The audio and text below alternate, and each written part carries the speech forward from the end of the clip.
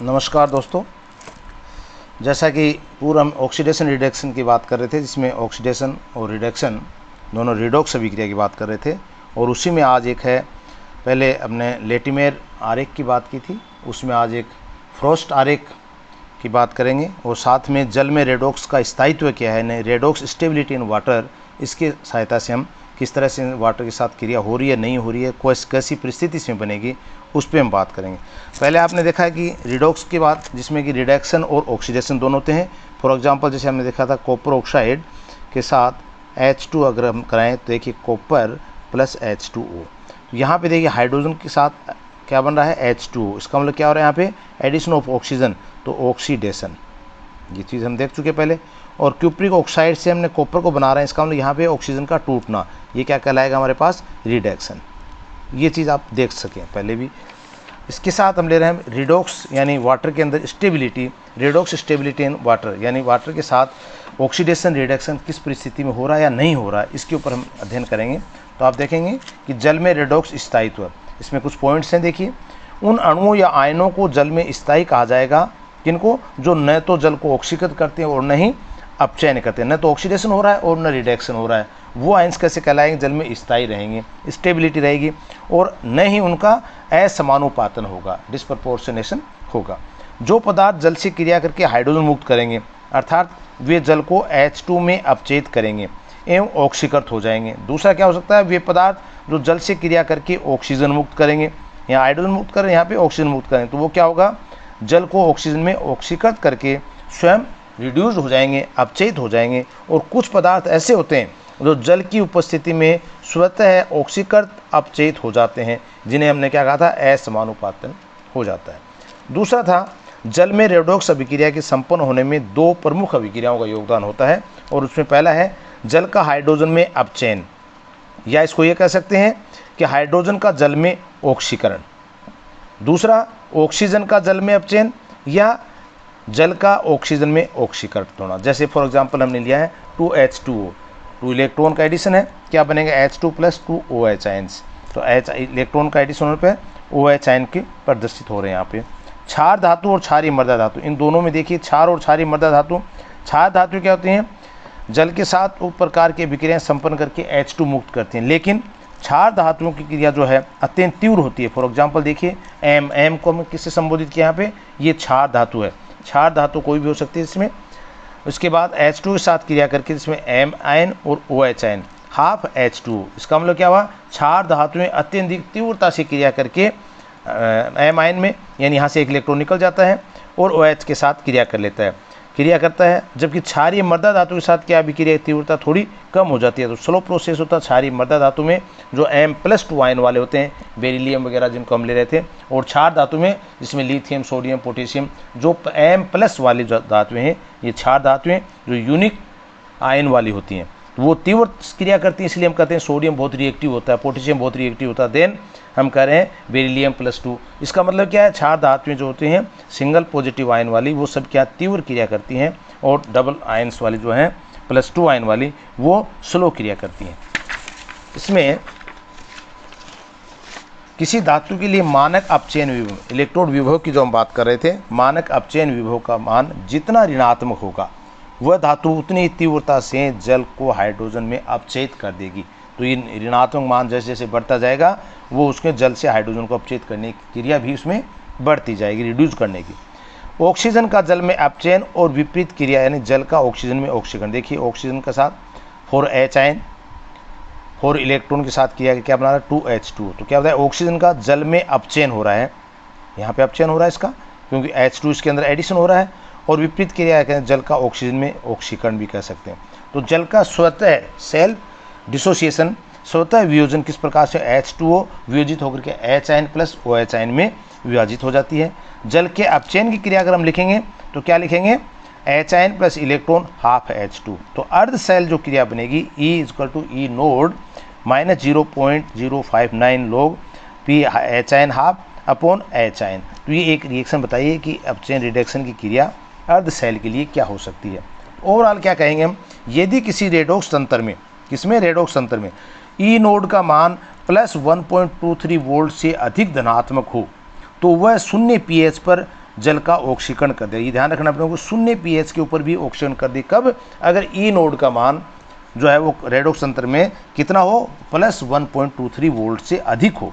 दूसरा, यदि रेडॉक्स तंत्र में ई नोड का मान प्लस 0.83 वोल्ट से अधिक है, धनात्मक है, तो वह उदासीन विलयन pH 7 पर भी जल को ऑक्सीकृत कर देगा।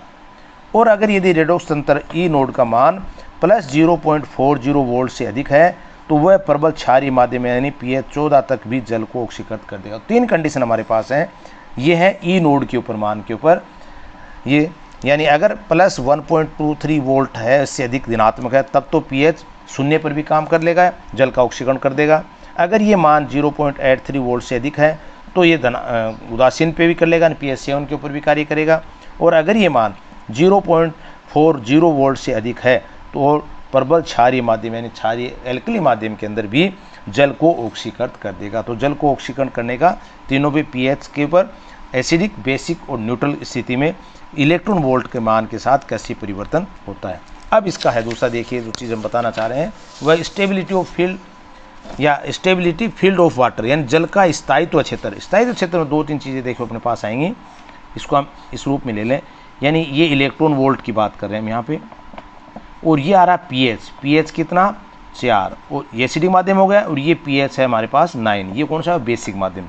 तो ये एक एरिया जो आ रहा है, जो दिखा रहा है आपको, और इसका इलेक्ट्रॉन वोल्ट मान कितना, ये 1.0 वोल्ट से लेकर के माइनस 0.6 वोल्ट तक का, 0.3 वोल्ट, और ये हमारे पास 0.7 वोल्ट। ये 4 मान हमारे पास हैं इलेक्ट्रॉन वोल्ट वाले, कौन से, यानी माइनस 0.6 से लेकर 1.0 वोल्ट तक का मान। ये अगर ये इस एरिया की बात कर रहे हैं जिसमें pH 4 से लेकर pH 9 के मध्य का क्षेत्र है, वो स्टेबिलिटी इन वाटर या कह लेते हैं स्टेबिलिटी फील्ड ऑफ वाटर, ये क्षेत्र जो कहलाएगा एक स्थायी क्षेत्र जो वाटर के लिए होगा।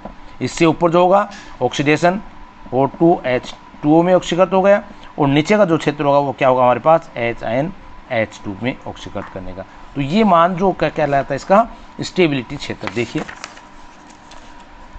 यदि जलीय विलयन में विभिन्न तंत्रों के अपचयन विभव ई नोड एवं pH मान को एक दूसरे के आलेख करें, ये हमने क्या लिया है, ई नोड का मान ले लिया। जलीय विलयन में विभिन्न तंत्रों के अपचयन विभव का मान है, ये हमारे पास डिफरेंट pH है। अगर इसको लेकर के एक दूसरे विरुद्ध आलेखित करें तो हम देखेंगे pH 4 व pH 9 के मध्य का, pH 4 से pH 9 के मध्य, और अपचयन विभव कहाँ से, माइनस 0.6 से 1.0 के मध्य, 0.3 वोल्ट से 0.6 का मध्य का जो क्षेत्र है वो क्या कहलाता है, जल का, जहाँ पे जल का न तो ऑक्सीकरण संभव है और न अपचयन संभव है। ये चीज़ ध्यान रखना। ये जो क्षेत्र हम स्थायीकरण क्यों करें जल के, यहाँ पे जल के साथ क्रिया होती नहीं है। अगर कंडीशन pH 4 से pH 9 के मध्य है या इलेक्ट्रॉन वोल्ट -0.6 से 1.0 के मध्य है, तो यहाँ पे हम कह रहे हैं ऐसा क्षेत्र प्राप्त होगा जिसमें जल का न तो ऑक्सीकरण होगा और न ही अपचयन होगा। उस क्षेत्र को हमने कहा कि जल का स्थायित्व क्षेत्र। ये कई बार पूछ लेते हैं 2 नंबर में, तो यहाँ पे हमें ये चित्र बना करके इसको बताना है कि ये क्षेत्र जिसमें pH 4 से pH 9 के मध्य एवं मानक इलेक्ट्रोड विभव का मान -0.6 से लेकर के 1.0 वोल्ट के मध्य का जो क्षेत्र है उसके अंदर ये स्थिति बनेगी, वो स्थायी क्षेत्र होगा। इसके ऊपर की अगर बात करेंगे तो देखिए pH से pH 9 को 2 ऊर्ध्वाधर लॉन्गिट्यूडनल रेखाओं के एक रेखा पर ऊपर 1.0 वोल्ट और 0.7 पर काट रही है एक रेखा ही हमारे पास, जबकि एक रेखा नीचे -0.3 वोल्ट से -0.6 वोल्ट पर काट रही है। तो ये क्या बता रहे हैं, मानक अपचयन विभव 1.0 वोल्ट से अधिक, यानी इससे अगर ये ऊपर है 1.0 वोल्ट से ऊपर है तो अधिक वाले पदार्थ को ऑक्सीकृत कर देगी, तो जल को ऑक्सीजन में ऑक्सीकृत करेगी। ये हमने दिखाया O2/OH2O। इसका मतलब क्या कह रहा है कि ये पदार्थ जो क्या करेंगे, यानी इसका मान जब 1.0 वोल्ट से ज़्यादा है तो क्या करेगा, जल को ऑक्सीजन में ऑक्सीकृत कर देगा, जल को ऑक्सीजन में ऑक्सीकृत कर देगा। अगर ये मान -0.6 वोल्ट से मानक अपचयन विभव के कम होने पर, इससे अगर कम हो जाएगा ये मान, तो क्या कर देगा, जल से हाइड्रोजन को अपच्छेद कर देगा, जल से हाइड्रोजन को अपच्छेद कर देगा। ये हमें चीज़ दोनों ध्यान रहनी चाहिए। अर्थात यदि विलयन की pH 4 से 9 के मध्य है और तो क्या होगा, न तो विलयन प्रबल अम्लीय, इसका मतलब क्या होगा, इन दोनों के मध्य क्या होगा, ना तो एसिडिक है ना बेसिक है, न्यूट्रल क्या है हमारे पास, pH 7 की बात हम करते हैं, उदासीन, तो लगभग इसके बराबर का होगा, इससे लो हम कह सकते हैं थोड़ा एसिडिक, लेकिन इसकी बात कर रहे हैं pH 4 से pH 9 की, तो हम कह सकते हैं कि ये ना तो प्रबल अम्लीय है ना प्रबल क्षारीय है। ऐसे विलयन को वे पदार्थ न तो ऑक्सीकृत कर सकते हैं और न ही अपचेद कर सकते हैं, जिनके मानक अपचयन का मान -0.6 वोल्ट से 1.0 वोल्ट के मध्य में होगा। तो इस प्रकार से हम जल के स्थायित्व क्षेत्र को एक्सप्लेन कर सकते हैं। अब इसके बाद आगे आता है हमारे पास दूसरा, जो एक लेटिमेयर डायग्राम लिया था, और दूसरा डायग्राम जो हमारे पास है वो है फॉरेस्ट आरेख। फॉरेस्ट आरेख क्या है, इसके लिए मुक्त ऊर्जा परिवर्तन था ऑक्सीकरण अवस्था परिवर्तन के अंदर एक ग्राफ खींचा जाता है, और ये ग्राफ को हम इस रूप में ले सकते हैं। यहाँ पे हम करें E0 जो मान जो है शून्य मान के लेके चलते हैं, जैसे कार्बन का हम ले लें यहाँ पे यानी शून्य मान, और यहाँ पे pH को ऑक्सीकरण अवस्था को ये हम लेंगे इस ओर प्लस में 1 + 2 + 3 + 4, ये ऑक्सीकरण अवस्था होगी इसकी। ये माइनस में ले लेंगे हम 1 -2 -3, इस प्रकार से ये ले लें। अब यहाँ पे क्या इलेक्ट्रॉन वोल्ट का मान हम प्लस में ले लेंगे, इधर हम माइनस में ले लेंगे।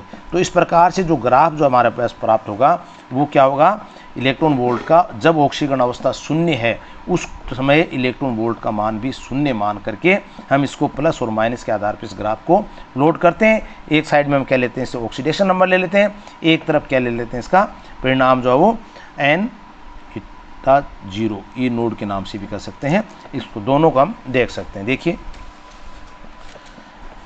ये ग्राफ हम देख सकते हैं, इसमें थोड़ा सा साफ नहीं आएगा, आपको कार्बन का एग्जाम्पल अपन लेंगे। यानी रेडॉक्स अभिक्रिया के लिए मुक्त ऊर्जा परिवर्तन तथा ऑक्सीकरण अवस्था परिवर्तन के मध्य का वक्र को हम फ्रॉस्ट आरेख या ऑक्सीकरण अवस्था आरेख के नाम से जानते हैं। ये भी पूछा जाता है 2 नंबर में, छोटा क्वेश्चन आएगा। तो मुक्त ऊर्जा हम जानते हैं ΔG nought upon F equal to होता -Z है ई नोड, जेड का यहाँ पे इलेक्ट्रॉन का परिवर्तन ऑक्सीकरण अवस्था में। अपचयन अभिक्रिया की संतुलित समीकरण में एक परमाणु द्वारा इलेक्ट्रॉन को ग्रहण किए जाने की संख्या कितनी है, ये संख्या ऑक्सीकरणांक में हुए परिवर्तन कहलाती है हमारे, और इसका मान हम इलेक्ट्रॉन वोल्ट से गुणा करके और इसके मान को हम निकालते हैं। इसको कैसे बनाते हैं, इसका तरीका देखिए। पहले क्या करेंगे, शून्य ऑक्सीकरण अवस्था पर सब तत्वों की मुक्त ऊर्जा शून्य मानते हैं। शून्य ऑक्सीकरण अवस्था पे सबकी मुक्त ऊर्जा क्या मान लेंगे हम, यहाँ पे ये मुक्त ऊर्जा ये शून्य है, ये प्लस में मुक्त ऊर्जा ये माइनस में है। इसको देख लें पॉइंट को एक बार अपन, शून्य ऑक्सीकरण अवस्था पर सब तत्वों की मुक्त ऊर्जा फ्री एनर्जी को शून्य मानेंगे, कब, जब ऑक्सीकरण अवस्था शून्य है। दूसरा, रेडॉक्स अभिक्रिया में उत्पन्न हुए इलेक्ट्रॉन विभव को -Z से गुणा कर देंगे, जो हम यहाँ पे मुक्त ऊर्जा निकाल रहे हैं। शून्य से बाईं ओर की ओर हम धनात्मक ऑक्सीकरण अवस्था लिखते हैं, और दाएं ओर और बाईं ओर क्या लिखते हैं हम, ऋणात्मक ऑक्सीकरण अवस्था को लिखते हैं। प्रत्येक ऑक्सीकरण अवस्था के लिए मुक्त ऊर्जा का मान धनात्मक है तो मान शून्य से ऊपर की ओर चला जाएगा, ऋणात्मक है तो नीचे की। ये देखिए आपके पास ये मुक्त ऊर्जा हमारे पास, तो हमने कहा यहाँ पे शून्य से लेकर चलते हैं, तो ऊपर की ओर अगर मुक्त ऊर्जा को हम दर्शाएंगे तो धनात्मक दर्शाएंगे, और मुक्त ऊर्जा को नीचे की ओर लिखेंगे तो ऋणात्मक रूप में लिखेंगे। इसी प्रकार से ऑक्सीकरण अवस्था को हम दाईं ओर चलेंगे तो क्या होगा, प्लस में चल रहा है, और बाईं ओर क्या लेंगे, माइनस। तो माइनस प्लस प्लस माइनस, ये चारों चीज़ हमारे पास होगी।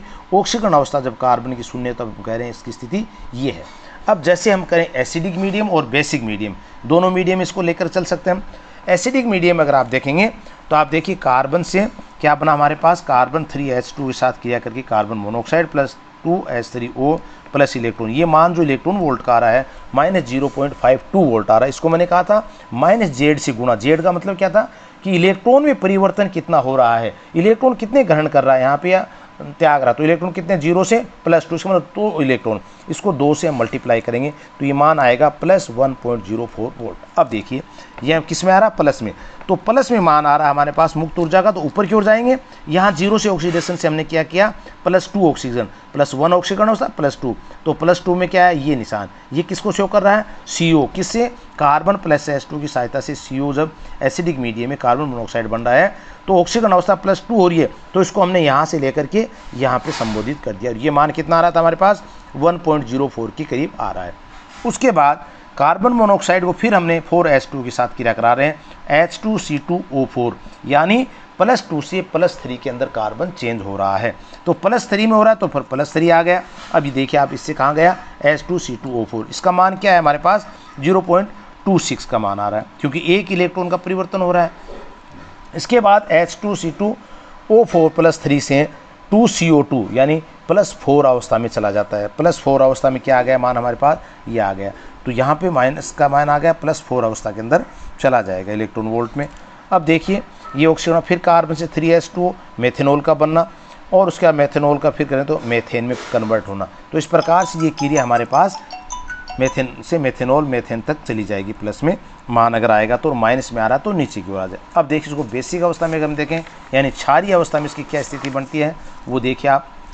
कार्बन 2OH आयन क्षार के साथ क्रिया कर रहे हैं, क्या बना, कार्बन मोनोऑक्साइड, वो +2 का ऑक्सीडेशन का अंतर आ रहा है। तो +2 को हमने -0.2 से शो कर देंगे यहाँ पे। ये देखिए ये नीचे की ओर आ गया ना, मैंने कहा था इलेक्ट्रॉन वोल्ट का मान जब माइनस में आ रहा तो नीचे, CO माइनस में आ गया नीचे। उसके बाद क्या आ रहा है 1.23, ये मान आ गया हमारे पास किसका, कार्बन मोनोऑक्साइड वो C2O4 ऑक्सीलेट में चेंज होने पर O4 में, ये नीचे की ओर आ गया। तो ये कहने का अर्थ क्या हो गया, जब मान हमारे पास मुक्त ऊर्जा का मान माइनस में आता जाएगा तो उसको हम नीचे की ओर दिखाएंगे, और प्लस में आ रहा तो ऊपर की ओर दिखाते जाएंगे। तो यही चीज़ हमने यहाँ दिखाई है कि आगे जो मेथेनॉल बन रहा है 1.23 पे ये मेथेन बन रहा है, इधर ये माइनस में आ रहा है -1.84 मेथेन का बनना। तो कहने का कार्बन का एक एग्जाम्पल लेकर के हम एसिडिक मीडियम और बेसिक मीडियम दोनों के द्वारा हम इस प्रकार से फॉरेस्ट आरेख का निर्माण कर सकते हैं, जो कि मुक्त ऊर्जा वर्सेज ऑक्सीकरण अंक में संबंध को दर्शाता है। अब देखिए इसमें एक चीज़ और बताई इन्होंने, इसको देख ले अपने मैग्नीज वाले भी, यानी thermodynamically stability in found at the bottom of the diagram Mn+2। दस क्या कह रहा है, the lower a species is position on the diagram the more thermodynamically stable, जो एनर्जी कम होगी वो स्टेबल ज़्यादा होगी। It is for oxidation reduction perspective manganese 2 is most stable species, जिसकी हम बात कर रहे हैं। फिर an species located on the upper left side of the diagram will be strong oxidizing, जो सबसे ज़्यादा ऑक्सीडाइजिंग होगा वो अपर साइड में, मैंने कहा था इस और साइड में होगा। तो यानी MnO4 इज स्ट्रोंगर ऑक्सीडाइजर, तो ये स्ट्रोंगर ऑक्सीडाइजर है जो कहाँ है, on the upper left side में, डायग्राम के अगर अपर लेफ्ट साइड में है उसकी बात कर रहे हैं। Any species located on the upper left side of the diagram will be strong oxidizing agent. MnO4 is strong oxidizing. The information obtained from a forest diagram is the species under standard condition pH 0 for a acidic solution and pH 40 as a basic solution। वो बताया कि pH का मान अगर 0 से हम 14 की तरफ चलेंगे तो एसिडिक मीडियम में क्या स्थिति हो रही है, बेसिक मीडियम में क्या स्थिति हो रही है। तो electron volt versus oxidation number के आधार पर हम इसको फॉरेस्ट डायग्राम को शो कर सकते हैं। Thank you.